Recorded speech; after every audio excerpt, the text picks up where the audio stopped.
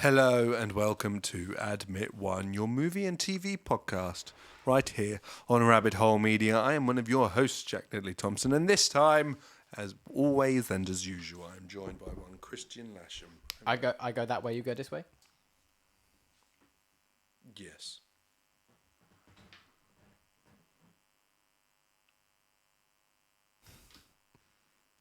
Hello. This is Admit One, your movie and TV podcast, right here on Rabbit Hole Media. If you like what you're doing is watching us. You can follow us on Twitter at rabbithole_UK. You can subscribe to us on YouTube where you can see us anytime that you wish. You can follow us on Twitch at Rabbit Hole Media, and you can subscribe and follow multiple different podcast services on and around the internet. Indeed. And now you can follow us on Instagram at rabbithole_media_UK and on TikTok at Rabbit Hole Media for all the behind the scenes tits and bits. If you would like to support us, head to merch.rabbitholemedia.co.uk for a wide range of merchandise that recently got wider. And finally, if you're watching us live on Twitch and are an Amazon Prime member, you get one free Twitch Prime membership a month. Please find it within your heart to give that membership to us. It doesn't cost you a penny, but goes a very long way in helping us bring you the shows that you love and lights. I'm still saying if we get to 10 subscribers, we'll do the Spider-Man thing. I agree. Because I've had more ideas. Oh, Lord. Excellent. This is what we like. So, we like ideas. I think it could be... It's irritating because I think what we have potentially come up with here is the best piece of content we've ever come up with. Quite possibly. And we'll probably never do it because these chumps will not... Cheapskates, you mean? Yeah. So, Yeah. No need to beat around the bush. These fuckers. I mean, they haven't even turned up this evening. They were all active in the chat. They were like, oh yeah, watching Rush Hour. I thought it was Rush Hour tonight. And then they're not here. Outrageous. Indeed. Quite outrageous behaviour. Right, as Kristian said, we are here to talk about Rush Hour, the most racist movie known to man. That's a bit of an exaggeration, but yeah, you're not far off. Hannah, just know that when we insult general viewers, it's not aimed at you. You're not included. You're exempt. Yeah. You're exempt from the General viewer bashing. Yeah. Correct. So we made reference to the fact that we would do a problematic counter for these movies, but it's off the chart. it was my iPad crashed and I wasn't even using my iPad, so that's how bad this was. My iMac moved out and I was disowned as a family member, but there's only so many ticks for a racist joke that you can tick down, and I would go as far to say one of the most racist movies that wasn't intentionally racist. Possibly, yeah. I mean, the thing is, it's kind of it was the humor of the time. Oh no, for sure. So, for sure. In hindsight, you look back and you go, "Oh, that's really quite bad," but at the time, you No, don't. I mean, hence why there's three of them. Hence and why there's three of These them. people aren't in prison. and Jackie Chan is a producer on these fucking films. Like, he is very much involved in making that humor and writing them. So, it is an issue. There are problematic things. There's a hell of a lot of sexism in there as well. Like, Chris Tucker's character is just Basically, Chris Tucker is a problem. He is an issue. Chris Tucker is an issue, and I'm not surprised. He's not really around anymore. He's not. No, he's not particularly active or prevalent. I would largely count that down to everything he did was a problem, and nothing he did was funny. Was probably I don't agree with that last one. I think he's very funny. He really tickles my funny bone. Camilla's a fan as well. I know he makes sense. I'm not Chris Tucker's biggest fan. It's fair enough. He's not going to be for everyone. He's very loud and obnoxious and offensive and problematic, as we've established. I don't mind the offensive and problematic. It's the if I say it loud, it'll be funny. Yeah, and I appreciate the irony, but I shout for emphasis. He shouts all the time. Yeah, no, I agree that that's not for everyone, and not every role I've seen him in is. I think I don't think he's always trying to be funny. Yeah, and I like him in these films. I think is more what it is. I find him funny in these films. I'm not gonna read that out. You are correct. It's Chris Rock, though.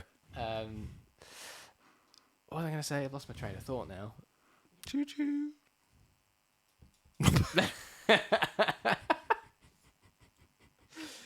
Again, But no really. I think what I found myself with I do like these films. I like Rush Hour. I used to like Rush Hour as a kid, and watching them back now, I still like Rush Hour. Partly probably a nostalgia thing because I did like it as a kid, so it carries across now. But I do find it funny. I think Chris Tucker and Jackie Chan together are very funny. I think the situations they're in are funny, and just the way that Chris Tucker chooses to phrase some things, I find very funny. Just simple little lines which in themselves aren't funny. Something about the way he does it makes me laugh. Just works for me. With it's filmed with some cool action sequences and everything else. This is not the best of the three, I don't think, which we'll get to as we go through them. But I still had a good time watching this film. That's fair. That's fair. I really enjoyed these as a kid, and last night I did not. Genuine question: how much of that do you think was a case of that you didn't at the time when I was talking to you about watching? Because you were going to watch it. What day were you? You were going to watch it Sunday evening, but we were playing Far Cry, and you were like, "I don't want to." How much of it do you think you wanted to be doing something else as opposed to the film not quite clicking? Because there could be an element of that as well. It could be. There's a lot of films that I don't like that I liked growing up that I just don't really like anymore. Yeah, that's fair enough. That happens. Tastes change. People change. Well, yeah.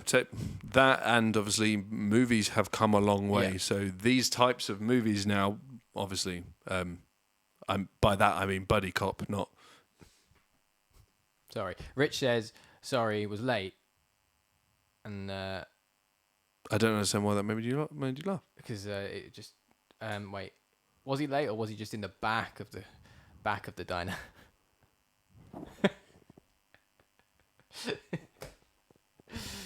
Sorry, carry on.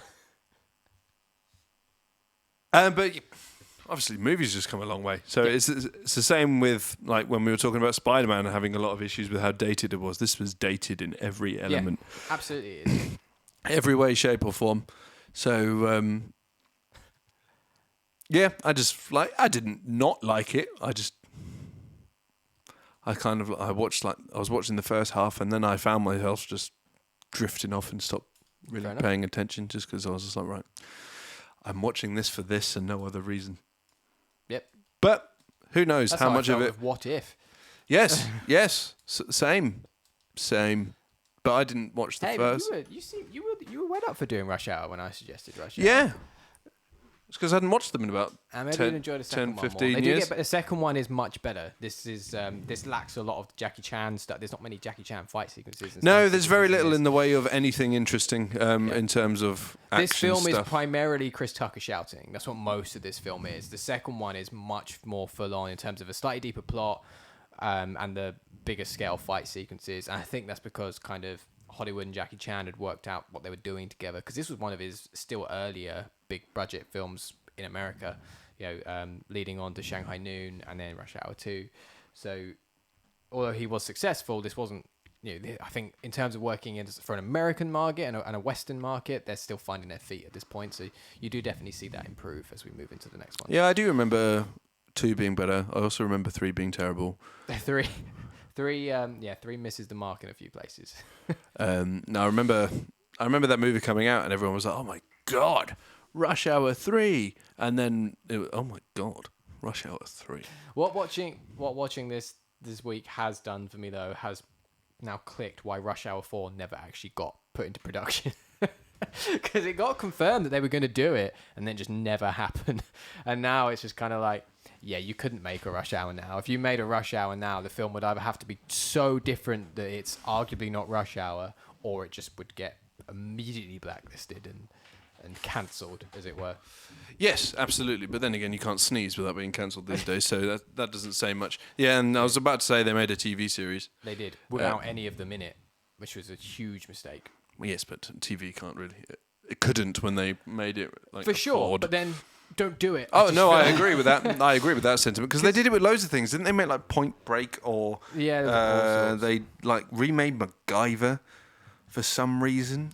They were going to be doing a Galaxy Quest series, which was going to be... do you know Galaxy Quest?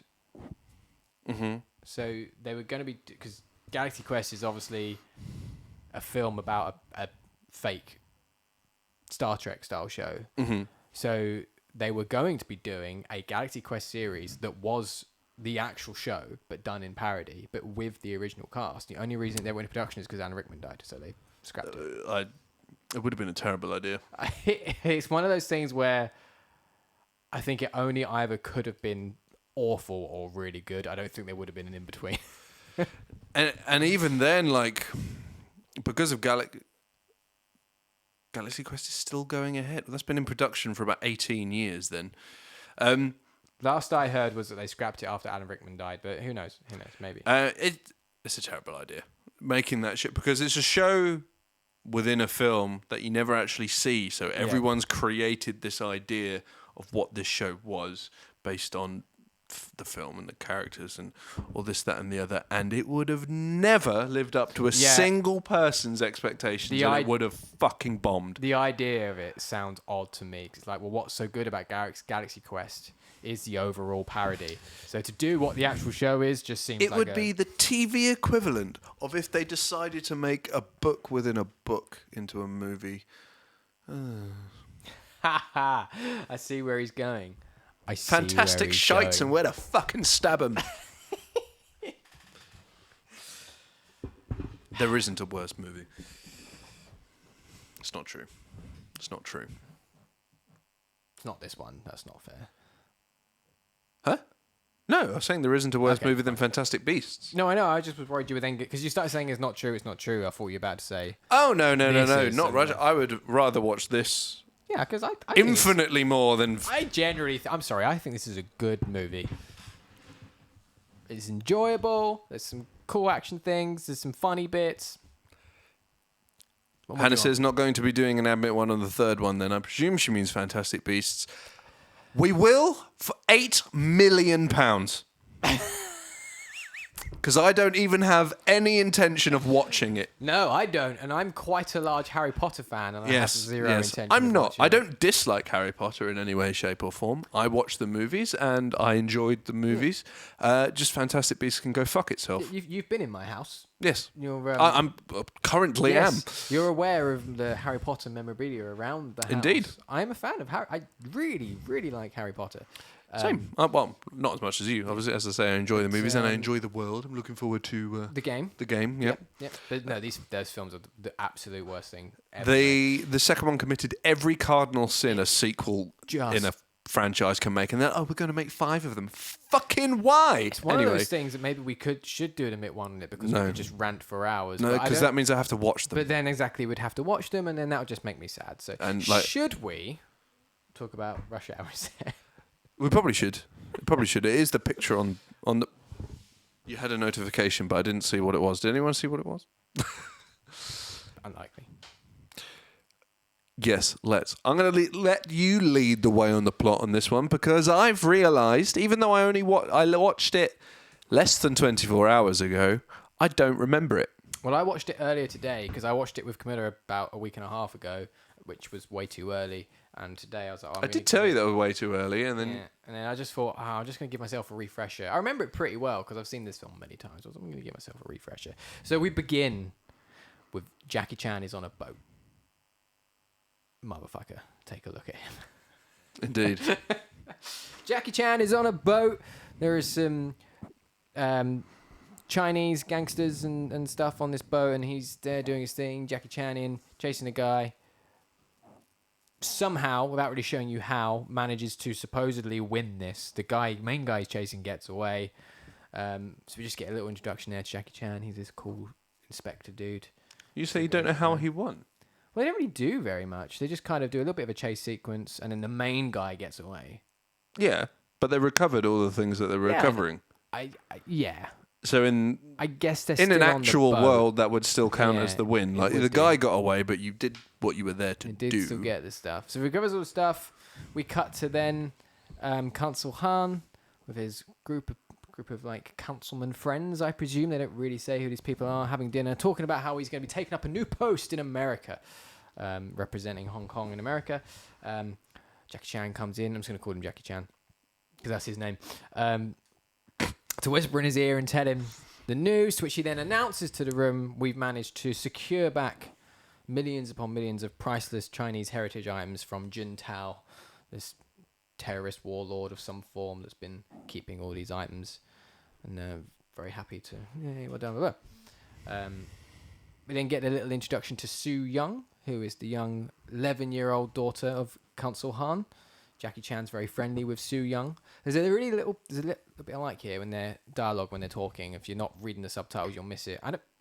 As a kid, I'm pretty sure I just watched it and went, they're talking a different language, and didn't read the words at the bottom. Because watching this today even was the first time I acknowledged the conversation that he had with Sue Young.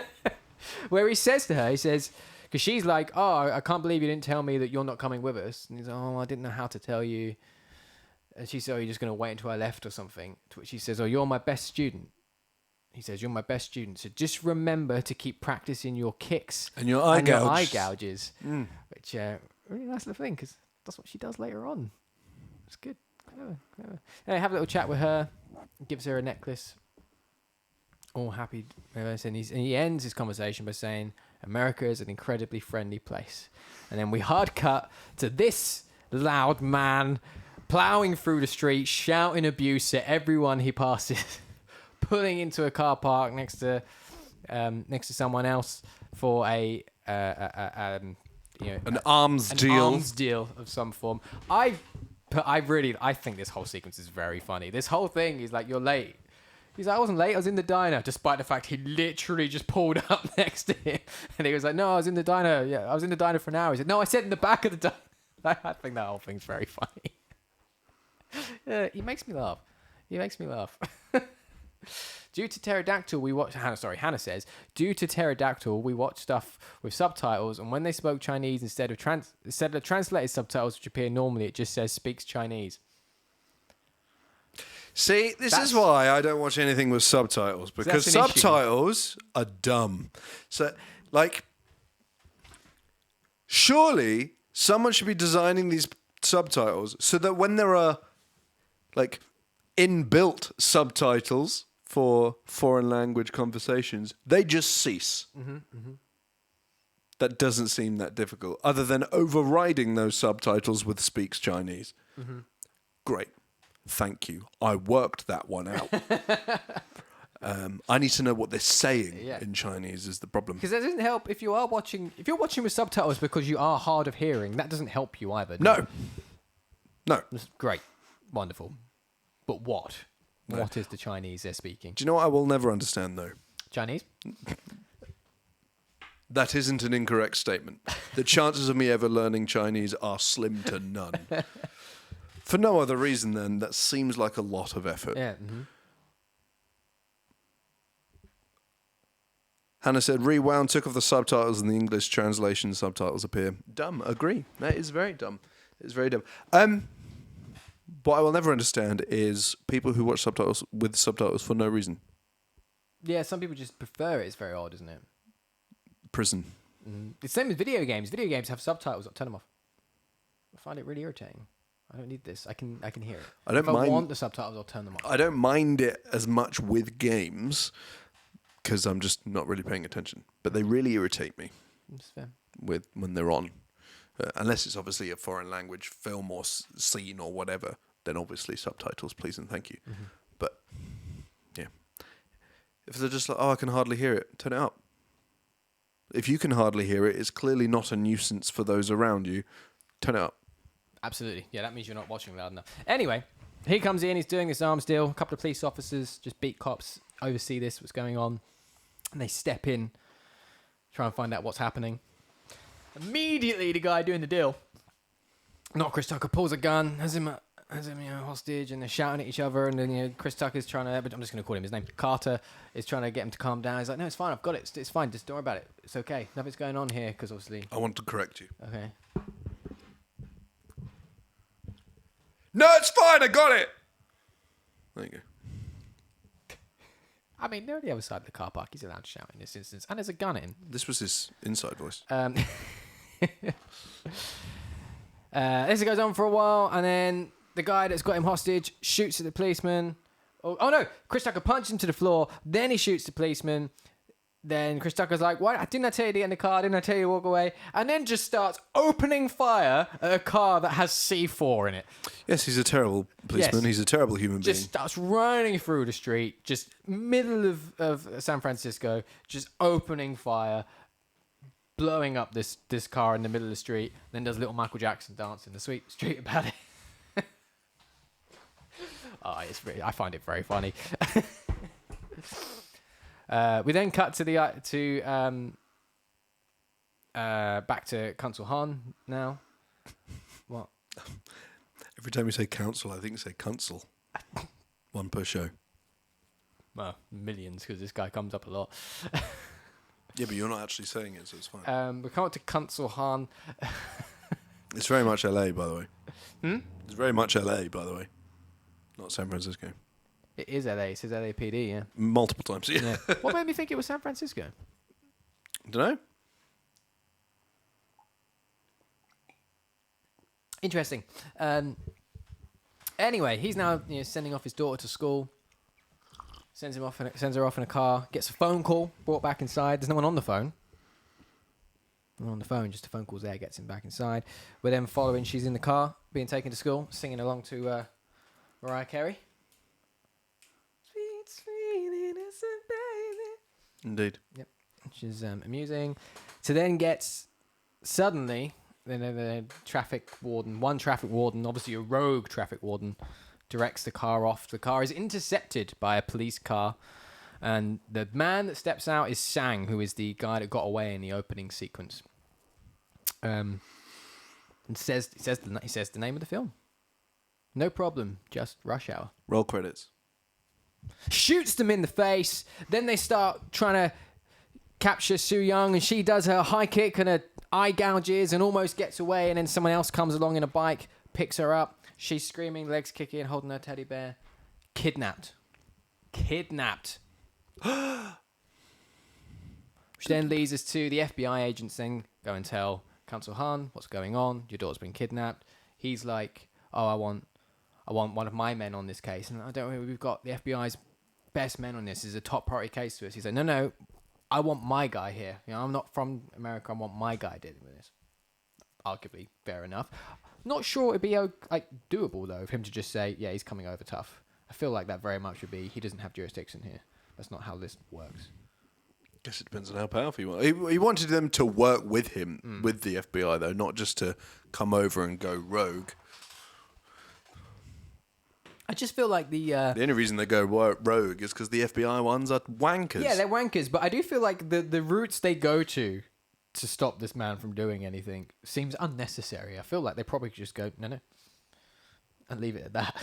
I think it's just because obviously they're trying to humour him, I guess. Well, they're trying to humour him, and he's obviously way more important than them as a human being, so could just make a phone call and be like, okay, you can escort children across the road for the rest of your career again now. So it's kind of the... but then, also, if you... would be infinitely worse if they then just find out you've been fucking shooing him around town all day. True.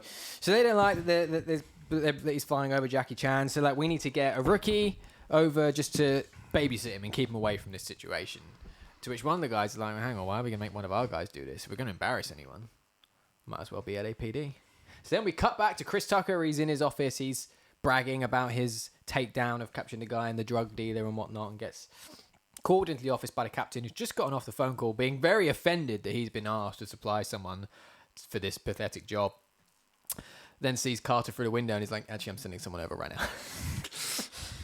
And I really like the delivery of this section, where he's kind of giving this speech. He's like, what you did was reckless, it was dangerous, it was against protocol, but it was a really good job. So we're going to, we've just had the FBI on the phone and they want you on this big case because the Council Han's daughter's been kidnapped. He's like, they want me, the FBI want me. He's like, and he's bragging, off he goes to go and join the FBI. He walks in all swagger, and I love that he just immediately walks the room. He's like, right, what we got? Just starts demanding things, and this other dude's like watching him. Who's this dude? So yeah, there's the okay. So this is your case. It's G14 classified. You need to go and look. You need to go pick up this guy from the airport. And you need to keep him away from this. This is a serious case. We do not need you or this guy following us around, and I think he says some offensive comments about Chinese people in this thing as well. He opened his mouth, so. Well, I meant the FBI guy, not Chris Tucker. Oh, I see. Probably. Chris Tucker's very unhappy about this. This is a bullshit assignment, but he is what it is. You know, he's the FBI. He's going to go and do it anyway, and because he's a good cop. I think that's an overrunning story. He's trying to be a good cop. He wants to be a good cop, so he's going to go and do the thing anyway. So he goes to pick up Jackie Chan from the airport. Starts trying to talk to him, find out what's going on. Inspector Lee doesn't speak any English. And it's very frustrating. Very frustrating. He didn't speak any English. I like the sequence as he gets off the car as well, and he's like, "Put your bag in the back," and he just stands there. He's just shouting at him. I know you don't like it. I think it's very funny. This may have been a bad idea. I will inform you I didn't laugh once. I've watched this film twice in a fortnight, and I laughed every time. It really makes me laugh. No, I didn't laugh at all last night, unfortunately. So he didn't speak Chinese, but he's like, right, here's what I'm going to do. Sorry, I didn't speak English, so you're going to come with me, and what's going to happen here is you're not going anywhere near that. You're not going anywhere near the council. You've got to stay away from that. My job is to keep you away from that. I'm going to do my job, but at the same time, I'm going to prove them wrong, and I'm going to go and solve this case myself. That's what's going to happen. I'm going to go and solve this case myself. So off he goes with Inspector Lee, with him, following him to try and start trying to solve the case of the kidnapped Sue Young. No, I don't remember what happens.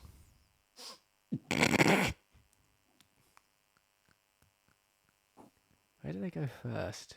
They go to Chinatown. Oh, yeah.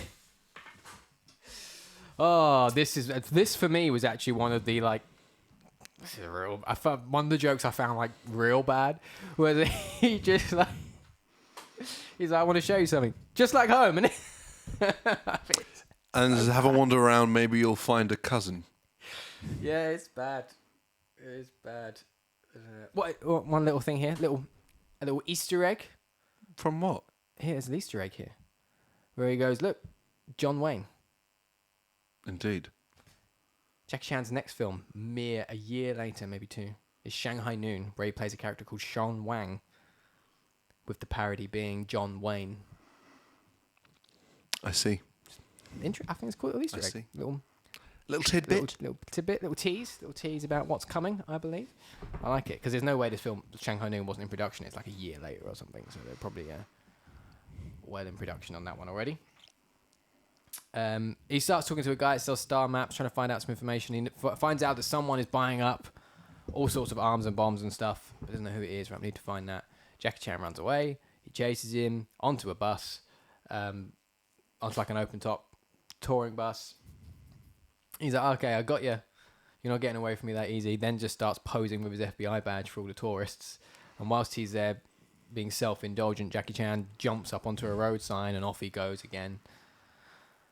How does he catch him the second time? Oh, he gets a bike. That's it. He basically steals a bike off just a member of the public. FBI, I need this bike. I don't know if you can do that. I think he can. He can't because he's not FBI. Yeah. Well, they gave him an FBI badge. Did they? Yeah, because he keeps flashing his FBI badge. I thought that was just his LAPD he keeps flashing it saying FBI, so it must be I FBI. just assumed he was being an arrogant little sod. To be fair, he may well be. I just assumed that was his LAPD badge and he was just lying through his teeth because he's an arrogant twat. It's very plausible. Very plausible. So he steals a motorbike off a dude, chases after him, manages to catch up with him, complains at him for that.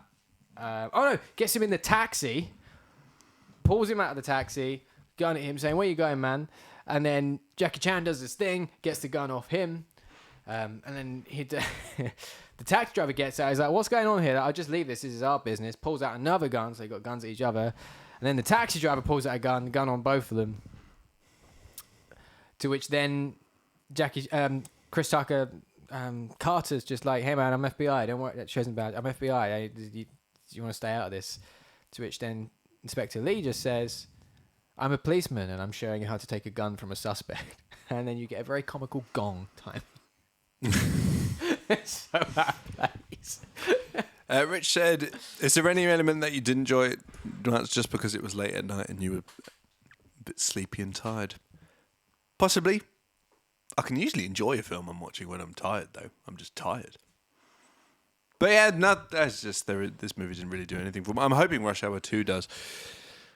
I think it's just the humour didn't tick for you. No, not at all. Because it was entirely Chris Tucker. I've never liked Chris Tucker. Yeah, so exactly, and that makes sense why that's not going to click for you. And then, as I said, that is the majority of this film. It's just Chris Tucker being pretty much Chris Tucker, It was the bit that annoyed me most when we did Fifth Element as well. Like Yeah. I was just, shut the fuck up. I found him very annoying in Fifth Element, to be fair. Well, it's just his voice. It's not even what he's saying. It's just his voice is so irritating, and he's always speaking, and there are bats everywhere. And yeah, it's just there's this strong element of shut the fuck up the entire time he speaks, but that doesn't help when he's the main character in a movie. Yeah. So the taxi driver lets them go because obviously they're police and they got badges and whatnot. And now Chris Tucker is in a mood that Jackie Chan can speak English this entire time. They're having a bit of back and forth. Another one, a line I really enjoy here, where he's like, "Oh, so really, you're just full of shit," and he's like, I never said I didn't speak English. You just assume I didn't."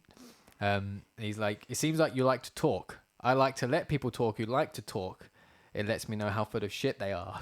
To which Chris Tucker just goes, "What the hell you just say?" It's very funny. Oh, this film is very much my sense of humour, if you haven't worked this out yet. I have worked this out. But hey, we've done I've picked franchises that very much only I want to watch, and there are more on my list. So I thought we'd slip one in. I know I'm not going to enjoy that You much. were up for Rush I was Hour up for when it. I was up. It was very much for you. I would never have picked it. It was very much for you. I'm pretty sure this came about initially when we did Fifth Element, because we were talking about Chris Tucker and I'd like to do Rush Hour. And you're like, yeah, we'd do Rush Hour. Yeah, I agreed. I wouldn't have picked it. What? Sorry.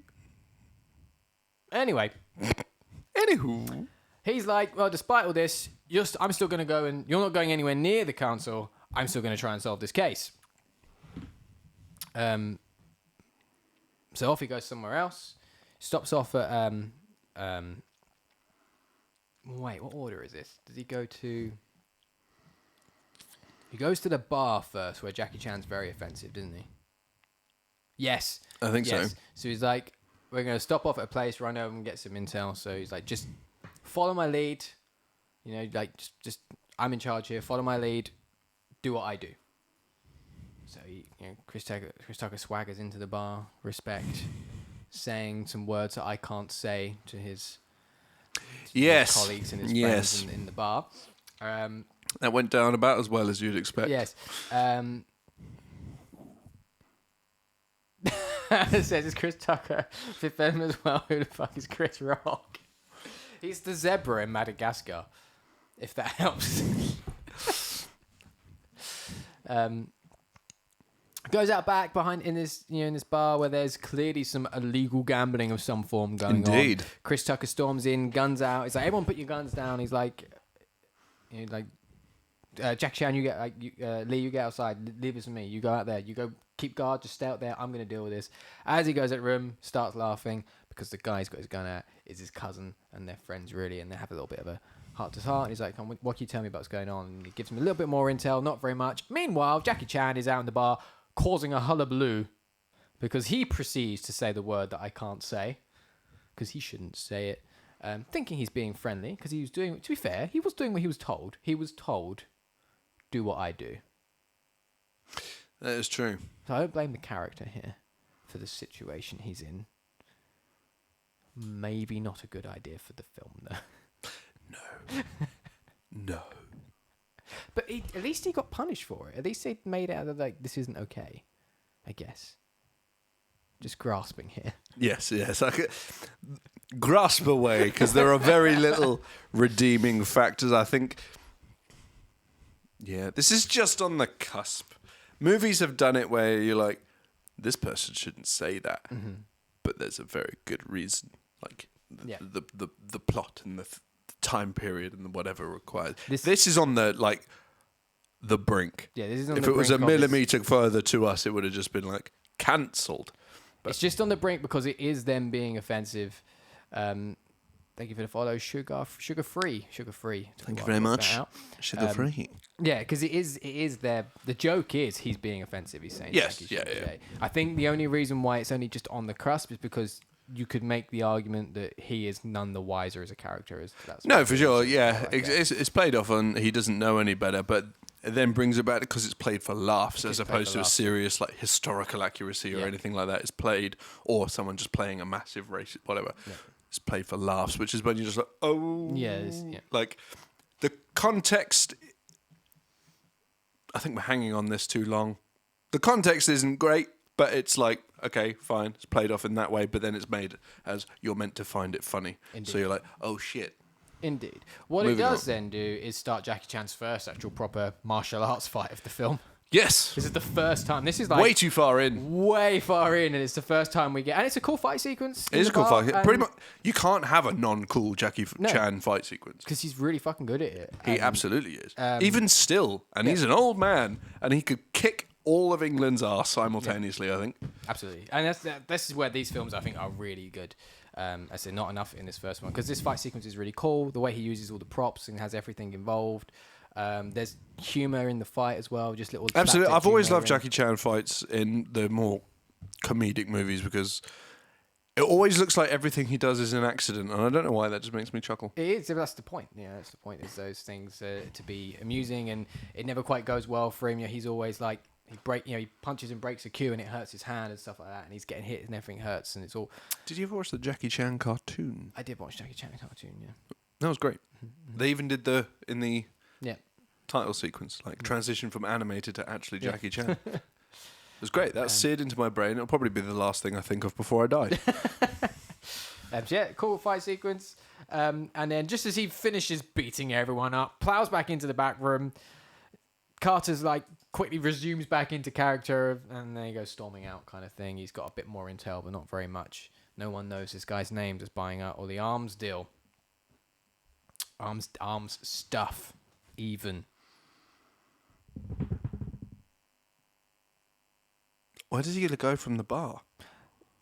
From the bar, they're going to go stop at a shop. We're still with these two characters. We haven't seen anyone else at this point. More problematic. Yeah, he's like, I'm just going to go and get some food. Do you want some noodles or something? Awful. But again, made me laugh. I know it's bad, but I'm sorry. It makes me laugh. It's funny. I think what it is, I was thinking about when I was watching it, to be fair, what it is about Chris Tucker in this film, and some of the jokes are definitely way too far. Like, some of them get me because I think the humor is laughing at the character, laughing at the fact that he's flawed is what I'm finding funny at this stage more than anything. Because that's fair enough. It's definitely not how it's absolutely played. No, it's not. And as a kid, I probably wasn't finding it funny in that way. But a lot, as I said, like the thing when he was like, "His Chinatown, just like home, go and find one of your cousins," that didn't make me laugh. That was just me going, "Oh." The thing is, like, do you want me to see if there's some noodles or something? That gave me a little giggle. Like, some of these jokes get me a little, it's quite funny. Yeah. And I think it's more just the nature of the way he's putting it across. And it's just, it's not okay, is it? It's just kind of where it becomes amusing for me, more than anything. That's fair enough. But still, there you go. Judge me if you wish. I don't mind.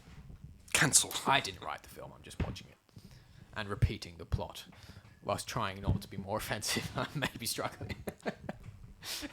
It's a challenge. It's a challenge. That was strange. Sorry, we just had a weird alert come up on our screen. It was very bizarre. Threw me. Wasn't expecting it. So he's like, look, here's what we're going to do. Just let me go and get some food. I'm hungry. And then I'm going to take you wherever you want. All right? And we'll go wherever you want to do. Because Jackie Chan's like, no, we need to go. I need to go and see the council. I need to find Su Young. And Jackie Chan's like, okay, fine. I trust you. And then he handcuffs him to the steering wheel. He's like, you're not the only one with fast hands, are you? You wait there, I'll be right back. And off he goes to get some food. Next thing we know, Jackie Chan has detached himself with steering wheel and just detached the steering wheel from the car, and off he fucks. And we get cut now to Jackie Chan is now approaching the council's house, steering wheel behind his back. They were like, oh, we've got someone approaching the gate, like intercept. And he's like, I need to see the council. Like, who are you? Why? What do you hear? What's it about? He's like, it's very important I speak to Council Han. He's like, why? What's it about? it's about his daughter, and then they immediately pull gun on him, which seems a bit over the top. Sounds very American, though. Yes, very American. And they're like, oh, he asked about the daughter, and they're like, again, intercepting sort of thing. Which Jackie Chan says, this is mental to me. He's like, there's been a misunderstanding. I was invited, as if they're going to go, oh, okay. But then starts fighting them with the steering wheel and takes their guns out and hops off over the wall and off and he goes. And then they're quick lockdown. There's someone infiltrating. We don't know who it is. He breaks his way into the building, takes out a few of the guys before Council Han comes around the corner and sees, it's Inspector Lee. We're all okay. Don't worry. And they're like, how'd he get here? Where's Carter? What's going on? We then cut to Carter is now on his way back, towing his car in a tow truck, so the steering wheel's been taken off. Very bullish and aggressive and hyperactive at this point as well. In he goes. They're complaining at him, where'd you let him go? He's like, it's not my job to be jumping off buses and chasing that. This is ridiculous. Council Han comes in the room. He's like, who's this man? Who is this guy? And they're clearly like, oh, we're not explaining what's going on. But Jackie Chan here, Inspector Lee, decides to save the day. And it's just like, this is Detective James Carter. He's been helping me with the case. He's very passionate about trying to find your daughter. And they just see the opportunity to play this off and say, yes, we want one of our best men helping Inspector Lee with you here. I quite like this.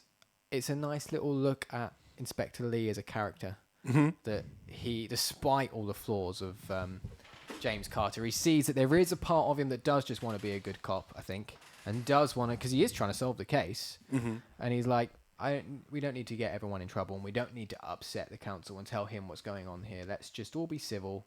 And they all work out to be civil together. I quite like this. It's a nice little sequence, I think. Yeah, no, it is. It is. I can't remember what I was going to say. No, it is. And it's a nice big fuck you to the old Fubby. Yep. Yeah. Because I like it. And again, Chris Tucker then just plays this up to the FBI. Because like, can I talk to you private? He's like, oh, this must be G14 classified. Then the phone rings because he goes to pick up the phone because I want to call the captain, tell him what's going on here. And as he picks up the phone, it rings just before he picks it up. Yeah. And Sang, who is the guy who has kidnapped Su Young, is on the other end to make his ransom demand, and they all quickly jump on, like, keep him on the line. And to be fair, say what you want about him as a cop, he keeps him on the line. He does his job. He does. Wouldn't work with me. No. That would have been a. Who's this?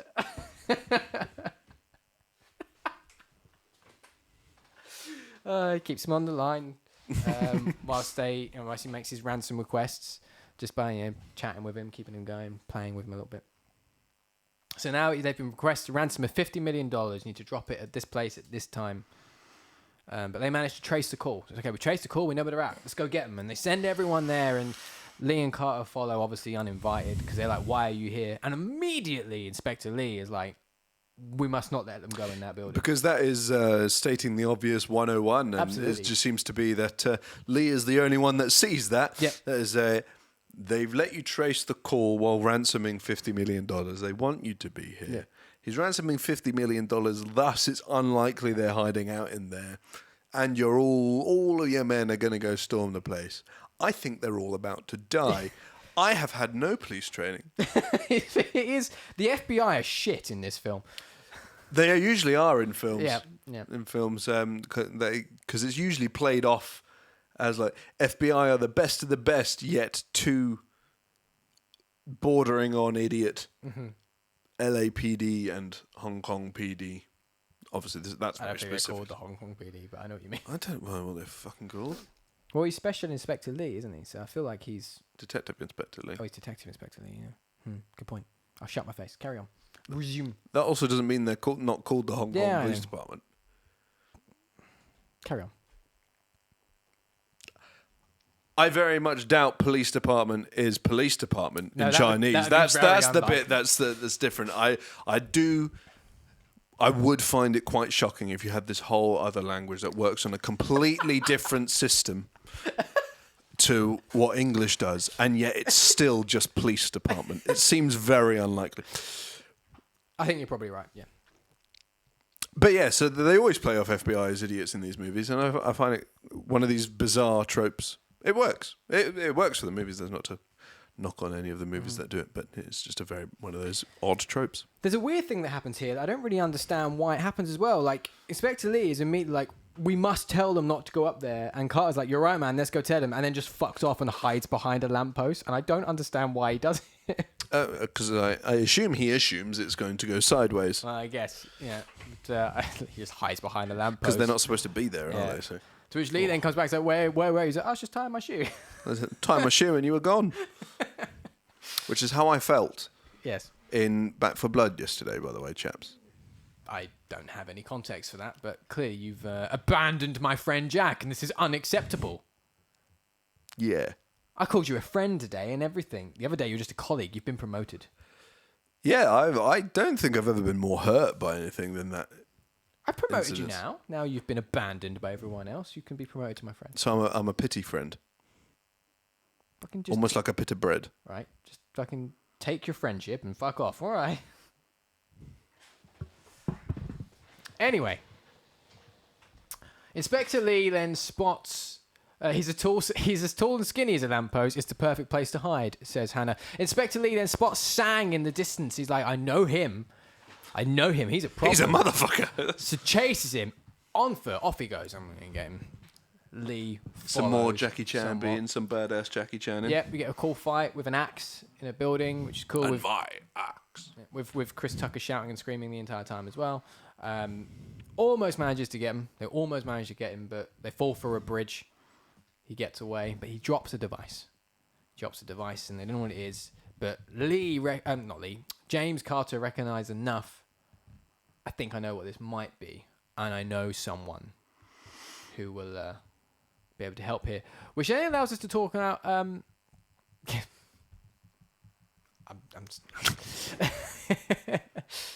We didn't talk about this character. I can't remember her name.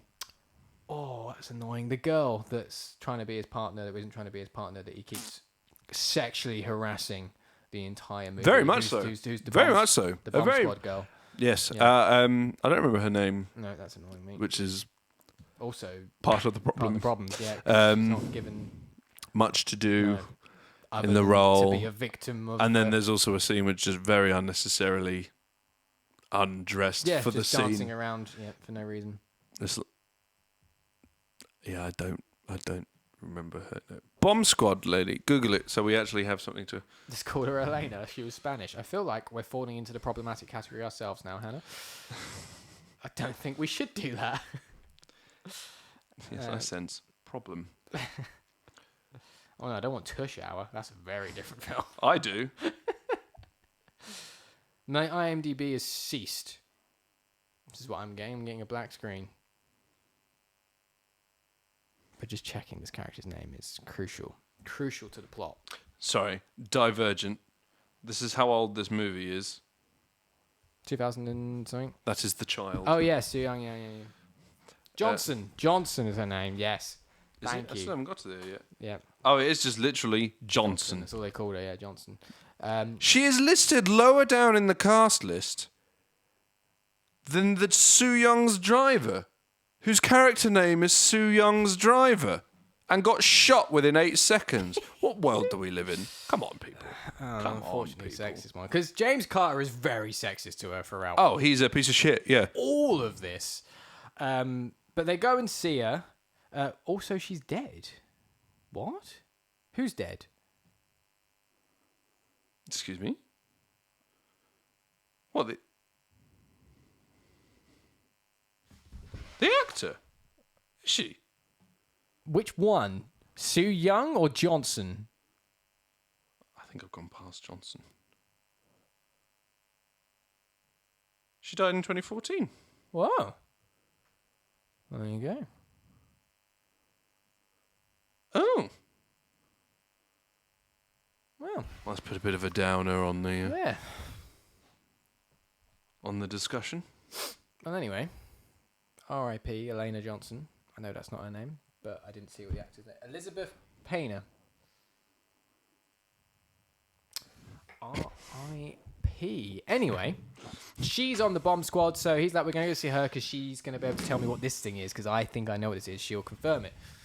So he goes to see her, manages to guilt trip her into saying, yes, I think this, it could easily be a trigger for some C4. It's not American made. He's like, that's all I needed to know. Now I know who the next person is I need to go talk to.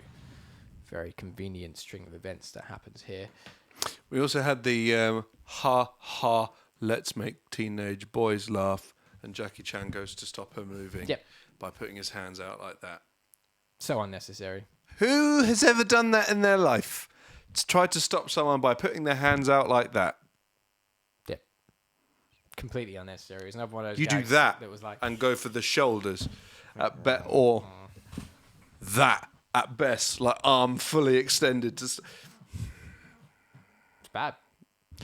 This was a. It is bad. Yeah, I agree. I'm surprised you probably heard my eyes roll through. I've said that before. People can hear your eyes roll. Yeah. So now they've worked out the next place. Hello, wife. Why are you saying my name?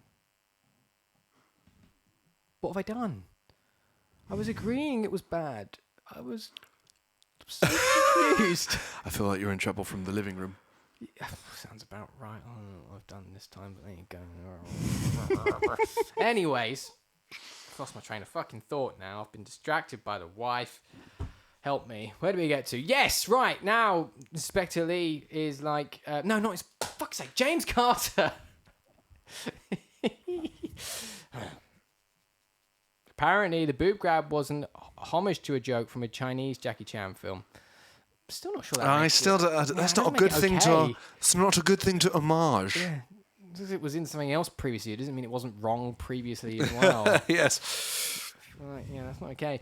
Anyway, now they're going to the prison where the guy from the for the arms deal bust at the beginning of the movie is being there. kept. Yes. And he goes in there, manages to bribe his way past the guard by just saying, "Didn't we split a bag of weed together once?" Which seems like a very easy way to get past a prison guard, but okay, if you say so. Plot. Gets in there, starts trying to confront him, trying to get some information. He's like, "Why don't you take this?" He's like, "I'm not going to hold that. Do you think I'm stupid? You just want to get my fingerprints on it." Before Jackie Chan then just guilt trips him by showing him a picture of the little girl. He's like, "This is Soo Young. She's 11. Appeals to his sensitive She's side. going to die. I don't care about him. I don't care about you. I just care about her. What do you need to know?" And he guilt trips him, and he's like, "His name is Jin Tao," which is that name back from the beginning again. Oh, predictable. I mean, it was pretty fucking obvious. I don't know how he didn't twig it was Jun Tao. He had already seen Sang, who he knew was Jun Tao's right-hand man. Why would he just go, "Oh, it's clearly Jun Tao"? Yeah, it's... I mean, I know they don't know who Jun Tao is, but he seems surprised when he says to him, "It's Jun Tao." He's like, "Jun Tao?" Like, yeah, it's did you very not- much the thing. It's also, we'll get to it, but it's also very obvious who that is. But from the beginning. from the it's very beginning of the obvious, movie, yes. So, okay, we know it's Jun Tao. So Hannah says, "Let's be honest, this film was made by Brett Ratner, who was accused of impropriety by 6 women. Are we surprised it's a problematic and group?" No, I'm not surprised. No, not surprised. We're merely just stating it's problematic and boob grabby. Yes. Yeah, Brett Ratner's a bit of a piece of shit. Clearly. 6 women and more, I'd imagine, agree. Yes. Where do they go from here? So they go from the prison to...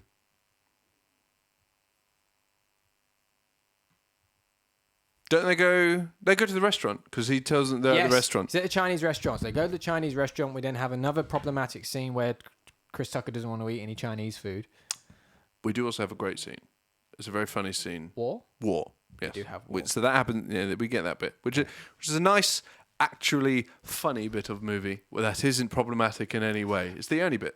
I don't know. There is a bit where he says, "You sound like a karate movie." Oh, he does, doesn't he? Oh, he ruins everything, that man. Fucking Chris Tucker. It is a nice little scene, though, because it's showing that they're building a bond and a friendship. Inspector James Carter, who didn't want a partner, didn't want to have to deal with this guy. They're becoming friends. They're realizing they can work together, and they're becoming friends. It's quite sweet. I like it. Indeed. Just casual racism aside.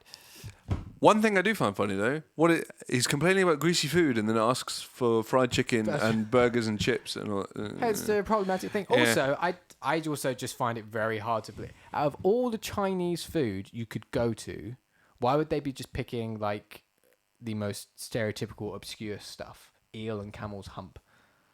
Like that's not really the most common. I feel like there are many other dishes they're more likely to be having. than eel and camel's hump? Well, I don't know, because Chinese food we have over in the West is very dissimilar. It's not Yeah, particularly that's true. similar to what they actually eat in China. That's true. It's the same with like Indian food and stuff as well. It's very Oh yeah, most Indian food is British, Yes, I'm aware. It's damn good though. So not a complaint. If somebody said we're getting a Chinese or we're getting an Indian or we're getting Thai or anything like that, as much as I know it's nonsense, as in claiming where it's from, it's damn good food. Yeah. I understand. So he goes into the restaurant. He's like, I need to see Juntao. I need a table to see Juntao. She's like, I can't let you see Juntao. He's like, no, I'm his lawyer. As if that's going to work. I need to see Juntao. She lets him in. They then recognize, they're watching on the cameras above Juntao and his friends. I see that Inspector Lee's in the room. Hannah says, wasn't that a callback to earlier in the film when he said he was eating camel hump? No. This is the scene that gets called back to. Mm-hmm. So we're not quite at the callback yet, but you are right. A callback to that does happen. There's no point where because when he's in the China, when he's in the actually Chinese in the restaurant, he's yeah. like, "Have you got any eel?" Yeah, you got any eel or camel hump? Yeah. There's also a bit where like a waiter walks past with some food. He just grabs it and sniffs it. He's like, "Nah, I don't know." If you were to do that in a restaurant, you would be escorted out. Yeah, absolutely. These guys, I don't like this guy. Because he does some stuff at the end which pissed me off. We'll get to that later. We get the Juntao reveal now, don't we? No. It's shortly. It's in a moment. Yeah, so he does all the being a problem downstairs. Yes. He gets escorted upstairs where he can continue to be a problem. Yes. I think you get a glimpse. You get a glimpse of there's a guy there. Oh no. Yeah, you get a glimpse of a guy, and then it gets revealed to us before it gets revealed to them. Well, it gets revealed to us. Obviously, Chris Tucker's character doesn't know who he is.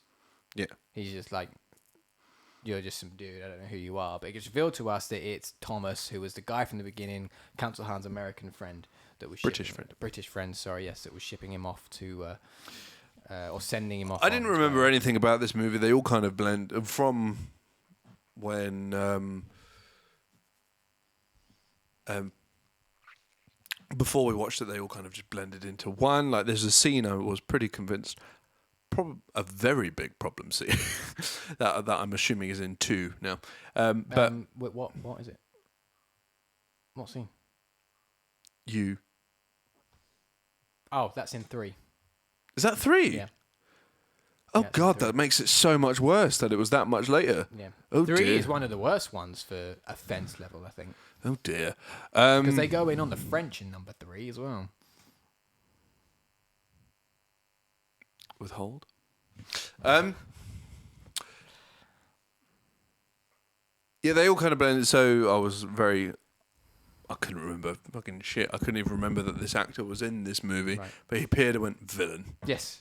Yeah. Immediately. Why? He's British. But as Rich has said, Brit being the bad guy, surprise, surprise. In the 90s, if you spoke properly, villain. Mm-hmm. Mm. Which is fair. People over here do kind of suck. Yeah. I totally agree.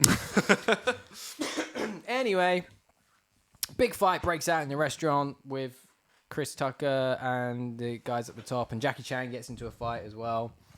But what they don't know is the money drop is happening behind the restaurant. Yes. At the same time, and they don't know that. And they don't know what they're doing now is fucking up with the ransom drop. So everything goes a bit shit. All goes very wrong. You do get Sang having a fight with him, and he punches him, and he gives him a tissue, and he says, wipe yourself off, you're bleeding. Yes.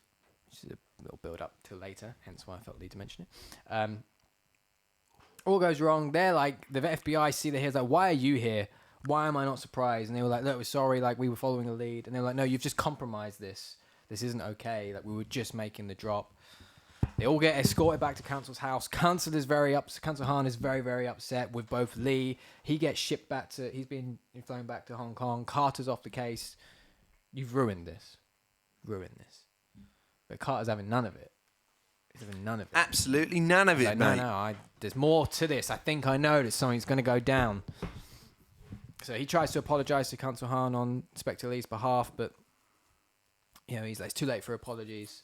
This isn't going to work. But he's going to work it out. So he's back on the phone now to Johnson. He's like, look, I think I know something's going down. I need your help. This is when she's unnecessarily dancing around, not wearing anything. Mm-hmm. He's like, I need your help with this. Like, I think this girl's going to die, but I think we can never stop him. I think I need you to find out where the consul's going to be later today. Can you do that for me? And she's like, yeah, okay. To which then, another just unnecessary sexual harassment. What colour panties are you wearing? Yep. This is just, you can't even just have this, like, you were being good in this scene. Yeah. Like, not even just like you're being good, as people say when they're not being a piece of shit, but no, he was actively being good and then ruined everything. Yeah. It's just not funny. No. I feel like if the gag they were just trying to play here was just simply that he was just trying to flirt with her and it was just more relaxed, flirty throughout the film, maybe that would have been funny, but it's not. It's just full-on harassment. It's real bad from start to finish. It just doesn't work. No. It's not good. It's not good stuff. Don't treat people like that. Hannah says, as an equal opportunist racist, I also thought Sang was Dr. Wu from Jurassic Park, despite the fact I'd watched Ken Leung in Lost and Inhumans. I don't remember who that character is from Jurassic Park, and I haven't seen Lost. No, but... Oh, for what? As another comment? No. As in, she was saying she thought it was. He isn't, so he isn't in Jurassic Park. That's, I see. That's the joke that's being made there. I get it. Sorry, I have seen Ken Leung in many things, though. He was also in X-Men 3. Is he Sang? Sang. Okay. Yeah. He was also in X-Men 3. He is in X-Men 3, you're right. He's the needle dude. Mm-hmm. The most shit mutation you could have. So, what's your mutation? I am a porcupine. I can only kill you if you are literally hugging me. Not many people hug me, so this wouldn't go very well at all. No. Exactly. So you would just be a bit spiky and a bit shit. And yet he's pulled up to like the top team of the Brotherhood of Mutants along with Magneto. So anyway, James Carter's like got Johnson on board. He's like, right, I need to go get Lee, and manages to break into an airport dressed as a maintenance man, gets himself onto the plane, convinces the stewardess somehow to tell the captain to not fly the plane. I feel like this is all very convenient. This is worked. This is all very. Unlikely. These days would be immediately assumed to be terror related, and you'd be locked away for the rest of your life. But he goes and sits down next to Inspector Lee, who's on the plane, who's not very happy. He's like, look, like talking to him. He's like, I need your help. We can do this. We need to go save this little girl. And manages to convince him, and off they go together. They work out that they've now been told that the ransom is more money. It's now 70 million, and needs to be made at the big corporate event where they're showing off all the merchandise that they've managed to save from Juntao. That's where the drop's going to be made. We also see at this point that Thomas, who is Juntao, we don't know this yet, or they don't know this yet, has come to visit Council Han to console him, supposedly, but obviously is actually just trying to convince him to pay the money and go and do the thing, because obviously it's him that's getting the money. So they're now there at the big thing, the big corporate event, loads of guests, and they're like, right, we need to...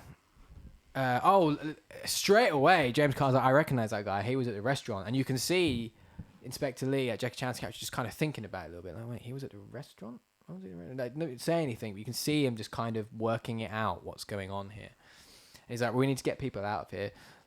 So Chris Tucker jumps up on the thing. He's like, right, I'm from the LAPD. We've just had a threat on the building. You guys need to evacuate. As humans do, no one does anything.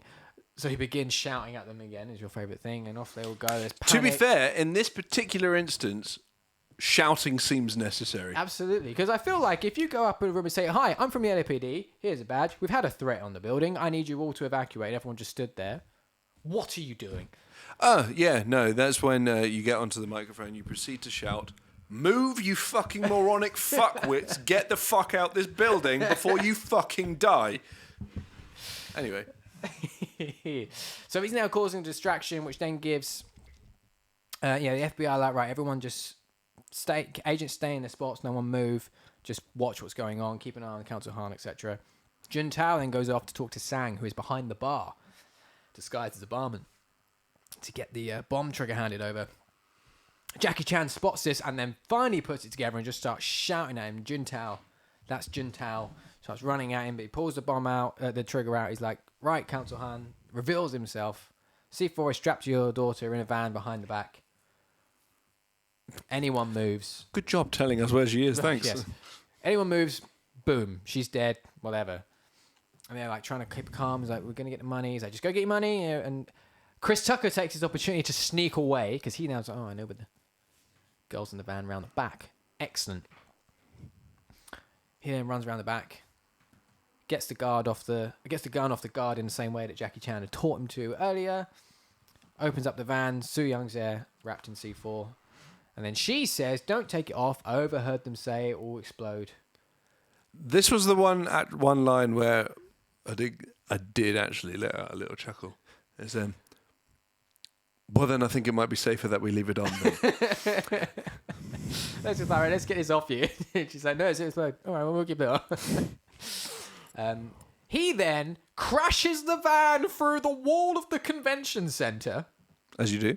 And then comes around the back with Su Young in hand. He's like, Juntao, I've got something you want. They're like, oh my god, Su Young's here. He's trying to convince. He's like, go on then, push the button, doing this thing that like he's cocky, and she joins in. She shouts, yeah, push the button.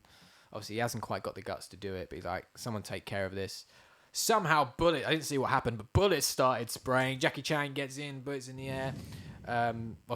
Jackie Chan grabs the girl, doesn't he, and pulls her into the van with Johnson, who's able to then work out defusing the bomb. Well, at least taking the trigger off so they can take the jacket off. Then you get a really cool fight sequence with Jackie Chan with this bomb in his hand. Mm-hmm. I think it's really cool because he's using that as like don't shoot me because this is going to kill us all. And the whole thing where he's trying to protect the priceless Chinese artifacts whilst fighting, I think is very good as well. The vase one made me laugh where he's fighting while pushing up this vase and then it just immediately gets shot. Okay, so I laughed twice during this movie. Meanwhile, Chris Tucker's like, I'm going to go get that Sang bloke that kicked me earlier. I'm going to go find out. I can see where he's gone. Juntao's gone up to the office where they're counting the money and shoots everyone in there and takes his briefcase for the money and off he goes. James Carter chases after Juntao, catches up with him. He's like, come on, let's fight this out. They agree you're going to fight like men without guns, but quick boom, boom, boom, drops to the gore. He's got a secret gun in his jeans, shoots him dead. He walks up to him, throws a napkin at him and says, wipe yourself off, man, you're dead. I like it. No. Oh, that's great. No. It's the worst one-liner that could have ever happened. I know that was the point. I don't think it was ever trying to be played off as like a good one-liner, but even so. It's cool. I like it. It's good. It's a nice little come around because he's like, wipe yourself, you're bleeding. Yeah, I got it. It would have been better if you had just said, wipe yourself off, man, you're bleeding. Yes, like, that would have been infinitely better. But there you go. Meanwhile, Su Young hasn't got the bomb on her anymore. Jackie Chan puts the bomb vest on and just starts climbing up the inside of the building because he sees Juntao up in the rafters with the briefcase. Gets up there, has a fight with him, knocks Juntao off, who falls to his death, which James Carter sees and just immediately says, well, he dead. Which I think is very funny. It's not inaccurate. It's not inaccurate. He's absolutely dead. But Jackie Chan is now hanging off of this pole for his dear life, hundreds of feet up in the air. Chris Tucker seemingly the only one left. I don't know how everyone else, I guess, has been shot and injured by this point, haven't they? Assumably. Assumedly. He's the only one that can save him. And he's like, right, you just hang there for an hour. I'm going to go get an ambulance. I'll be back in a minute. Again, I think it's very funny. I'm sorry. But he sees the big... a banner? A flag banner? What would you call that? I don't know. It's a big flag banner thing. There's a banner in it. Yeah. A very big one. Manages to move, a very big one, move around below Jackie Chan so Jackie Chan can fall on that and slide down the banner, which is a stunt Jackie Chan actually did. Because Jackie Chan's fucking mental. There's loads in Rush Hour that are just insane. Well, there's loads in his career that are just insane. Mental. Hang on now. If Camilla is still in the chat, she also really likes Rush Hour. And I know for a fact that Chris Tucker has some lines that get to every single time, especially in Rush Hour. There is one line in Rush Hour 3, which I know gets committed every single time. I won't say it. It's mildly offensive. Surprise, surprise. There you go. Don't make me out to be a bad guy here. Just because I like things as an intellectual. Anyway, the day is saved. Everyone. See, she does. Or she's marrying me again. I'm not really sure what's happening. No, we didn't go for that. We had. I know. I was present. Yeah. Crashed a wedding, I believe, is what we went for, if I remember right. It was a long time ago. It wasn't. It was a few months ago. I've lost my train of thought again. What happens? Everything's slides okay. down the banner. Everything All is good. Hunky dory. Yeah, they're friends. They have a little kiss, and they have a little get together with all the, in this cliched scene with all the emergency services together outside. They're all very friendly and pally with each other. Next thing we see is James Carter is at the airport, isn't he? Yeah, he's getting on a plane. He's going on vacation. Sweet vacay. He's going on vacation, and then the 2 FBI agents show up and they're like, "Hey, look, Carter, we were really impressed with you yesterday. Real turn for them." No, there's a job for you when you get back. I would like to point out that this is not how job interviews and job offers are conducted. Especially with the FBI. I'd in imagine public. that it's a lot more rigorous. In public at an airport, a high security situation. So they just offer him a job. Hannah says, my only memory of that film was him sticking a knife in the banner and using that to slide down, which didn't even happen.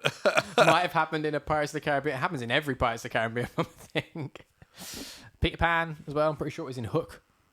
Yeah, I think so. Also, wouldn't work. Just like to point that. They did it on Mythbusters. It is possible, but really fucking hard. Yeah, I'd imagine, because you would need the right Has to blade, be the right type of blade for the right type of material that the banner's made out and the of. strength required by you for the blade to not kick out is just insane. Yeah, they did it on Mythbusters. And I don't think while you're falling, it's particularly possible to pull down. No, exactly. Like, So it would have to be your weight. yeah. Hello, rendering hero. Hello. Running Hero, I think their message was highlighted looking at that, but It said first time chat. Excellent. If anyone could do it, I believe in Jackie Chan. To be honest, I wouldn't be surprised if there was just some form of like plot twist where it revealed that Jackie Chan was actually just Jesus. Well, that would be different, wouldn't it? When the film was almost crushed by metal boxes, says Hannah. So that was in the opening sequence on the boat, and it was the shipping containers. That was cool. So that scene, famously, there's almost went wrong because he didn't make the jump, and he only just managed to get his head out of the way before the two containers crashed against each other, and they were real shipping containers. There's a lot of stunts that you see in movies like that. Jackie Chan in particular, there are many. Jackie Chan in particular. There's one, I can't remember what the film was, but there was one where a stuntman takes a fall off the top of a truck. Mm-hmm. So there's two moving trucks. A guy takes a fall off of it, and because it was shot practically, obviously with some safety precautions and everything, but it was shot practically, where it was his head was like that far away from the back wheel of the other truck. Good. So that was almost death. Jackie Chan and Tom Cruise should make a crazy stunt buddy movie. I'd be all over that. Yes.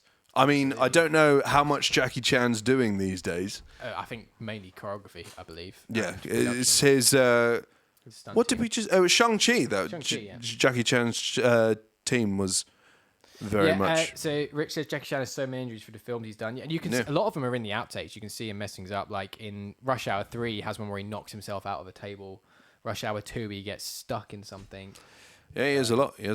A lot of stunt, like there is like an unwritten rule within the stunt community of if you like seriously injure yourself, that's the take you use. The Matrix, when we get to that, is also full of them. I'm aware of many in the Matrix where they were injured whilst filming, doing stunts, and they're. God, that's so soon. Sorry, I'm very excited to talk I hope you end up liking that one, you grumpy bastard. Anyway, so yes, I like good movies. He gets offered the job. He's like, why don't you take your badge and stick it up your ass? Because he now decides he doesn't want to work with it for the FBI. I mean, given the way this film played out and how those people treated James Carter, I think, a particularly relevant and valid response. Yeah, I understand. I agree. Absolutely. Fuck off. I don't know what you people. I get it. So he's now there. He's going back to Hong Kong with Jackie Chan, with Inspector Lee, because they're friends now, and they're going to go back and go and explore Hong Kong, and he's going to show him around his city. And that's where the film ends, and it's where Rush Hour 2 picks up. So there you go. That was Rush Hour. That was Rush Hour. All right, with all that in mind, Jack, come on. What is really wrong with this film? Oh God! Is that? Oh, I've accidentally added a new page to the schedule. Good. In between two of the pre-existing pages. Perfect. It's fine, I'll deal with it later. It's been dealt with. To answer Hannah's question. We haven't actually announced this yet, but No, 30th of November is when The Matrix starts. My issues with Rush Hour, it's a comedy film where I don't like the comedy. So that's fair. That's my main issue with it. I like all the Jackie Chan stuff. As I said, I just don't like Chris Tucker. Yeah, fair. That's my main problem. I like all the Jackie Chan stuff. I like pretty much everything Jackie Chan does. Whether or not I like the rest of it surrounding is a different thing, but I like everything Jackie Chan does. I know it's shit, but I'm a big fan of the movie Tuxedo. Yeah, Tuxedo. I remember Tuxedo. It's good. The Shanghai movies, Shanghai Noon, Yep. Moon. Shanghai Noon and Shanghai Nights. Yes. And then the Noon and unreleased Night. Shanghai Dawn, which also never got put into production. But there you go. Who's these people cancelling Jackie Chan movies? Rush Hour 4, I understand. I think a lot of it comes down to that he got old and wasn't able to do things in the same way, and they could just never get things together and get scripts together. God, and stuff imagine how upset you must be if you're Jackie Chan. like that. Have you seen the Netflix film he did not that long ago, The Foreigner? Foreigner, yeah. I really liked that. It's a good movie. He doesn't really do much Jackie Chan He doesn't stuff. do much. He doesn't do much. He does some, but it's more of a It's more of a thriller than high stakes action. yeah, absolutely. But yeah, I love Jackie Chan. So I like all the Jackie Chan stuff. I'm looking forward to the fact that Rush Hour 2 is going to have a lot more Jackie Chan Yep, stuff. It has got loads more. There's a lot more. So I think I'll have more to say about the movie next week, just because that's the element I like. But he's an irritating prick. So that's what's wrong with it. That's fair enough. I mean, And just the highly problematic. it's absolutely problematic. But we knew that going in. We said this a few weeks ago. Oh yeah, for sure. We knew it was going to be problematic. Yeah. And as we said, it is kind of like it's comedy of the time. Oh yeah, for sure. Doesn't make it okay, but you do have to look at these things with the context of. Yeah, I'm not. Like- I'm not going to be one of these people that say, "Oh, this cancel it and remove it from all services and don't." La, la, la. For one, that's just a twattish outview. But yeah, don't base things of the past and people of the past on today's values. It's not how it works. Yeah. So the biggest, most revered people in history were absolutely horrible human beings. But here we go. I'd imagine as well. There's probably a lot of the people involved in this film, not all of them, but probably are also looking back and going, "Oh, that's I imagine so. not okay." Yeah, no, But I imagine times so. have changed. It's the thing, because there are jokes that we would have made probably even a couple of years ago that now you go, "Oh, that's actually." Agreed. There are Because you learn and you develop. There are jokes I made that are problematic. Yeah. Absolutely. So there you go. There you go. Rich said it perfectly. It's a time capsule of a time gone by. Yes, absolutely. Absolutely. So I'm not criticising the problematic side of things. It's just... It's worth commenting on. Yeah, needs to be exactly. commented on. Needs to be acknowledged. Absolutely. Faux show. Faux show. But you like this movie, so that's fine. I had a great time. That's all right then. Because, you know, that's what matters, doesn't it? Yeah, as long as I enjoy myself, fuck the rest of you. Well, I'm going to make sure we do Fast and Furious. So you're making me watch 3 movies. I'm making you watch 9. I have so. no problem with what I've never seen any of them. We've discussed this before. Yeah, this should be good fun. And I'm not put off by the idea of watching them. They sound like something I might enjoy. And you made me watch Mission Impossible and I enjoyed them. For sure. No, I have taste. I'm not saying you don't. That wasn't meant to be a dig at Rush Hour. To be fair, both the films that I have put forward to watch, you haven't enjoyed because you didn't enjoy Hook either. I think that's true. I forgot about that. I can see how I repressed it. See, that was I was genuinely looking forward to watching Hook. Sorry, I did ruined Hook. it for you. But yeah, it I was think just... he's just got more cynical with age. That has definitely happened. That's not even a question. That's not even a question. My default setting when I meet people is I loathe them. Like, it's no longer we meet on neutral ground. It can go either way. It's you have an uphill battle. Like, you are a piece of shit in my mind. You got to work your way up into friendship. It's a miracle this show exists. No, That's harsh. that's in retaliation for the colleague comment. Fair enough. Fair enough. But we're even now, so it's fine.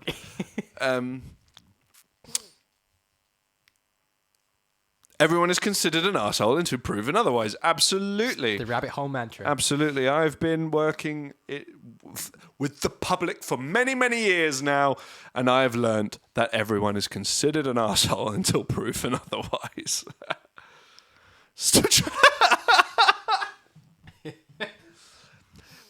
Nah, Rich, you've succeeded. Don't you worry, sir. You are on the neutral level.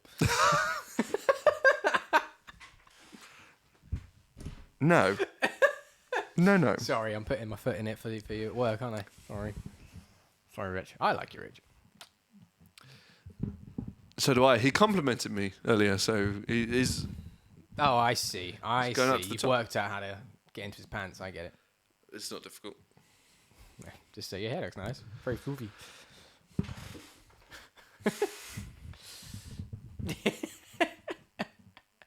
Oh my god, I've created a monster. Yay, neutral. No, Hannah, no. I have already stated at the beginning of this very episode that you are exempt from all dislikings and insults and bashing. Unless you are addressed directly, which hasn't happened yet and I don't think would be. I don't think it will happen either. No. A valued member of the chat. A valued member of the channel. Indeed. Indeedly do. Is there anything else you would like to say about Rush Hour? It has the very 90s outtakes reel at the end. Which To be fair, I enjoy these. I enjoyed them, yeah. I enjoy it. It's not even just... I've created a monster. I don't know what to do with it. Not even just Rush Hour. I enjoyed when this was a thing. Yep, I like it. I don't like it when it's forced and faked, like in Pixar. Oh, But, God, that's so annoying. Don't write outtakes because then they're just as unfunny as the jokes in your movie. Yes. But no, I like these because mainly it's also things going wrong, which I'm a big fan of. Yeah, no, I like these. It's good. It's good stuff. It is highly enjoyable. I'm a big fan of outtakes. Outtakes and gag reels are always amusing to me because it's usually when you just hear people swear that live long day. That's what ours are. Ours are us shouting and swearing and screaming. And also me never knowing what to do with my hands. Yes. But indeed, yes, I'm hoping next week is a better experience for me. But what will be a better experience for me is this Saturday. Yes. Admit One will be returning on Saturday evening to talk Spider-Man 2, what some people falsely consider to be the best superhero movie of all time. It's a very good one. Don't get me wrong. I'm very glad you said that. What? The just what you said. What, that people falsely assume? Yeah, people do. I bet if they watch it now, they'll change their mind, and we will prove that this Saturday. At Yes, 8 we will. PM, immediately followed, as usual, by Press Start. We will be joined by the often elusive Charlie Cooper. We will. Charlie Cooper will be present. I've decided I want to join in on this Admit One, by the way, because I have a lot I want to say about Spider-Man 2. Oh, have you already watched it? Yeah, we watched it last night. Fair enough. And there is a lot I want to say about that film. Fair enough. Well, we've got a bit of a threesome on this week's Admit One then. And then we will talk about Spider-Man. But only if you subscribe. Otherwise, it's just the threesome.